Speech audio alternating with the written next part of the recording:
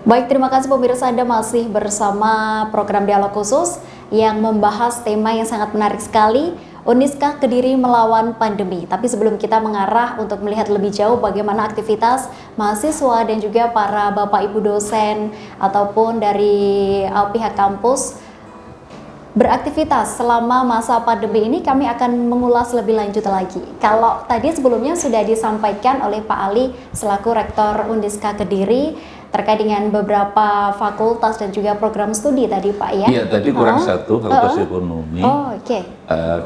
Di sana ada dua prodi, manajemen dan akuntansi, dan justru hampir 40% lah mahasiswa itu di situ yang banyak manajemen dan akuntansi. Manajemen ya. Oke, baik.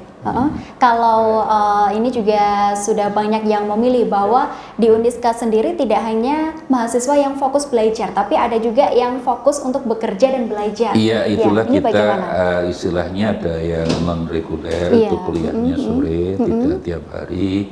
Memang ada pembiayaan lebih sedikit lebih mahal, Mbak. Itu memang kita merespon beberapa orang, beberapa anak yang sudah bekerja, ya misalnya jadi jurnalisnya JTV lah, itu boleh kuliah tapi non reguler. Oke, baik. Jadi yang membedakan untuk kelas reguler itu dari dosennya semua sama, sama hanya karena non reguler ini kuliahnya kan tidak tiap hari. Sehingga kuliahnya bisa sampai sore sampai malam. Dan dosennya sama, kualitas sama. Ya, yang membedakan mungkin bayarnya aja lebih sedikit. Fasilitas yang didapatkan juga sama. Semua sama. Nanti wisudanya juga bareng-bareng, yudisium bareng-bareng. Misalnya ada kesempatan apapun kan, kapan kita ada beberapa mahasiswa yang ada peluang ke Amerika juga ada juga, ya boleh aja. Oke, baik. Dan tentunya selama 37 tahun ini berdiri, Uniska Kediri sendiri juga sudah bekerja sama dengan banyak pihak nih Pak. Iya, kita sudah banyak sekali beberapa perguruan tinggi di Malaysia, di Thailand, di Australia. Dan itu memang bagian daripada tugas yang dibebankan oleh kementerian lah, kalau kita harus termasuk sekarang ini dengan Undang-Undang Nomor 3 Tahun 20 tentang Kampus Merdeka ini, Mbak, ini yang sedang kita rancang. Tidak mustahil Uniska nanti kuliah itu nggak sampai 8 semester lah, 7 semester udah selesai, nanti S2 itu cukup 18 bulan.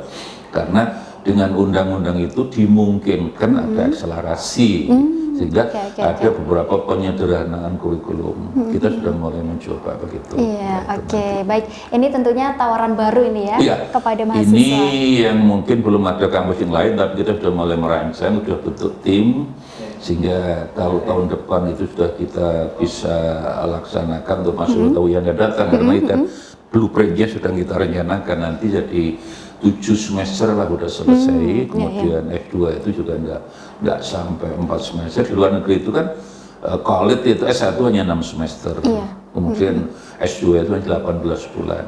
Kita akan mencoba beberapa mata kuliah yang bisa disederhanakan, itu mungkin 7 semester lah.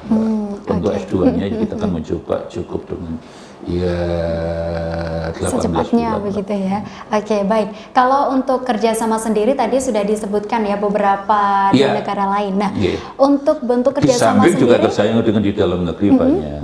Kita kan ada kerjasama dengan UB Malang, dengan Unisma, dengan hampir semua kampus di Jawa Timur juga selalu ada kerjasama. Beberapa perusahaan juga ada. Iya, otomatis. Iya. Jadi kita lebih dipacu sekarang mencoba untuk membuat link dengan perusahaan-perusahaan, karena dengan Peraturan Menteri Nomor 3 tentang Kampus Merdeka ini, kementerian ini yang kita sedang respon tuh Mbak, jadi S1 itu boleh yang 3 semester itu semacam di luar kampus.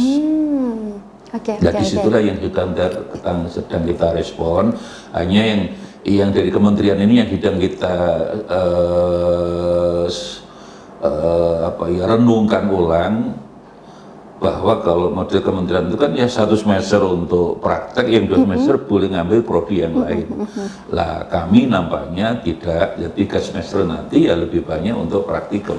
Oke, Misalnya jurusan komputer itu bisa aja nanti yang 2 semester, 3 semester udah langsung di tempat kerja. Jadi S1 keluar misalnya udah langsung punya skill. Ekonomi yang manajemen juga begitu, akuntansi begitu, hukum juga begitu. Bisa nanti 2-3 semester kalau peraturan menteri kan 3 semester. Itu lebih banyak misalnya dia ikut di magang di di notariat, bisa di kantor-kantor pengadilan misalnya. Jadi lebih cepat lebih baik lah begitu. Baik, tentunya juga nanti mahasiswa lulus juga sudah dibekali dengan skill yang dimiliki sesuai dengan jurusannya masing-masing. Ya tahun ini sekali lagi kita sudah karena kita sudah punya hardware, jadi ijazah bisa diambil kalau nanti 1 bulan ada semacam penataran peningkatan kualifikasi kemampuan digitalisasi itu 4.0 itu. Iya.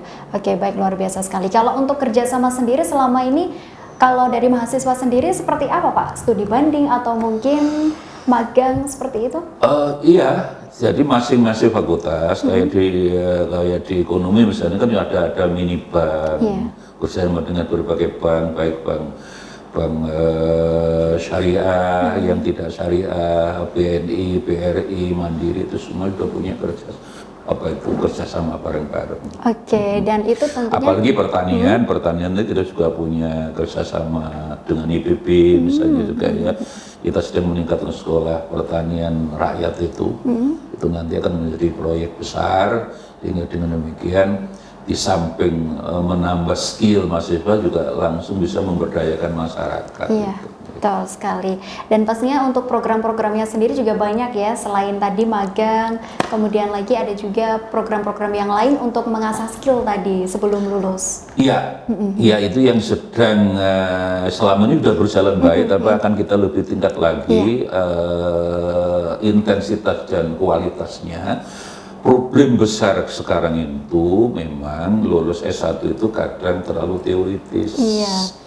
Itu yang kita merespon dengan peraturan menteri kampus merdeka itu, bagaimana 3 semester itu kita manfaatkan lebih yang bersifat practical knowledge-nya kalau itu menyangkut teknologi, sehingga keluar itu betul-betul tidak istilahnya wong Kediri tidak nunak-nunuk gitu loh, Mbak. Udah punya gambaran saya harus begini.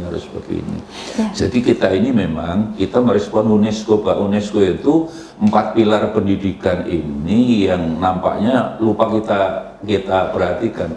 Jadi 4 pilar pendidikan itu sebenarnya tidak boleh diabaikan. Satu, tetap learning to know. Bagaimana semua mahasiswa baru sudah selesai itu ya tetap belajar untuk mengetahui sesuatu itu tidak pernah berhenti. Itu learning to know. Kemudian learning to do. Bagaimana semua alumni kita ini kita siapkan semangat ingin berbuat yang terbaik.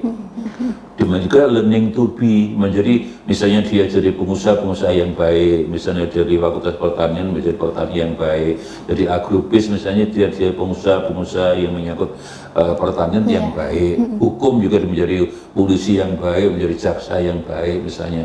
Nah, yang terakhir ini learning to live together. Jadi ini yang di kampus kita sudah kita mulai dengan dari mahasiswa itu ada semacam sering tutorial atau penataran tentang leadership kepemimpinan dari segi mahasiswa. Itu kan dalam konteks bahwa kita hidup harus bersama, life together. Ini tidak nafsi-nafsi, tidak sopo siro sopo ingsun itu mulai sekarang itu yang 4 hal inilah yang juga kita Uniska konsisten lah. Iya, baik. Dan ini perlu digarisbawahi pemirsa bahwa tadi lulusan dari Uniska tidak hanya pintar untuk teoritisnya saja, tapi juga skillnya juga sudah siap begitu. Ya, itu yang kita tingkatkan intensitas dan kualitasnya di sini. Baik. Kalau ini mungkin juga jadi pertanyaan pemirsa atau mungkin calon mahasiswa baru terkait dengan secara umum besaran biaya kuliah di Uniska sendiri bagaimana, Pak? Iya, tidak terlalu mahal lah ya. Kalau hanya kita kan malah yang kayak prodi tertentu kayak kimia kemudian kita bebaskan 10 daftar pertama. Agrobis misalnya juga 10 pendaftaran hanya 50%. Kalau per semester kan juga tidak mahal kalau hanya ada yang 1, ada 1,5 kita, dan Oke. itu juga enggak harga mati Mbak. Kita UKT itu kan tergantung juga kalau keluarga enggak mampu kita bisa pertimbangkan, apalagi ada bidik misi. Iya, Bidik misi beasiswa, ini beasiswa. kita insya Allah juga dapat cukup banyak gitu. Jadi mereka yang sudah masuk kemudian kita carikan beasiswa, kan tidak hanya dari bisa dari kampus, daripada bidik misi juga ada beberapa perusahaan yang Perusahaan, iya, memungkinkan memberikan beasiswa. Oke, baik. Jadi ini tidak hanya menjadikan masukan dari mahasiswa saja, tapi nanti ketika sudah masuk juga bisa untuk berlomba-lomba untuk meraih bidik misi. Apa Iya. namanya? Beasiswa, begitu Pak ya? Iya, bidik misi itu sebenarnya kan beasiswa itu. Ya memang syaratnya ya nilainya juga, tapi Iya, kan dari betul. orang yang keluarga yang memang kurang mampu, Mbak. Oke, baik. Bagi yang sugih, sing duwe akeh, ya kalau bisa nyumbang. Oke, kalau untuk terkait besaran biaya kuliah tadi sudah disampaikan, apakah bisa untuk pembayaran berapa kali begitu Pak? Kan bayarnya juga per semester, Mbak. Sehingga cuma kalau beberapa hal ada minta dispensasi misalnya selalu kita pertimbangkan juga lah gitu. Asalkan betul-betul sesuai dengan kenyataan yang ada. Hari-hari begini kan banyak yang karena kasus pandemi ini kan minta banyak yang dispensasi itu. Iya. Kemarin waktu PSBB itu kan juga ketika lebih banyak menggunakan online juga kita bantu pulsa juga. Wow, luar biasa sekali. Iya, kita Pak. bantu pulsa. Iya. Oke, baik. Kalau biasanya semacam pemotongan atau pengurangan biaya UKT itu juga ada Pak selama pandemi ini? Dulu ada, Mbak. Asalkan memang dia dari keluarga yang mampu, kan mesti ada tanda tangan RT, tanda tangan RW, tanda tangan Pak Lurah kalau ini orang betul nggak mampu. Bahkan bisa kita bebaskan juga. Oh, baik, luar biasa. Ya, kalau selama ini kalau kita boleh tahu tahapan dari kalender akademik Uniska sendiri sudah sampai mana ini? Ini hari ini kita yudisium hampir semua, tinggal fakultas teknik dari 5 fakultas dengan fakultas FIP ya, itu aja semua. Hukum sudah, ekonomi sudah, pertanian sudah. Kemudian ini juga persiapan si S2 di pasca sarjana. Setelah ini tanggal 19 September kita akan mengadakan wisuda. Hanya memang karena kondisi begini kita nanti pakai drive-thru. Oh, ini baru pertama kali juga ya. Iya. Kalau tadi sudah disampaikan sedikit terkait yudisium, pastinya juga ada berbeda dari tahun-tahun sebelumnya. Bagaimana? Kalau yudisium kemarin perbedaannya dari jumlah yang banyak tidak boleh satu kali. Misalnya kalau di hukum kemarin 61 kali, tapi di ekonomi itu kemarin yang di yudisium kan hampir 300. Kita kan 2 kali Mbak wisuda itu. Ini yang di wisuda 760 September itu. Gelombang kedua. Gelombang pertama ini, gelombang kedua iya. nanti November itu ya lebih banyak lagi, bisa 800. Kita setiap tahun rata-rata ya hitung aja 700, 800, 1.500. Iya, selalu meningkat juga para lulusan dan juga mahasiswa masuk. Iya, mahasiswanya iya alhamdulillah lah. Katanya sekarang dari segi mahasiswa barunya paling banyak di Uniska. Mudah-mudahan betul. Oke, baik pemirsa, kami akan mengulas lebih lanjut lagi sesuai dengan tema Uniska Kediri melawan pandemi setelah jeda iklan berikut ini.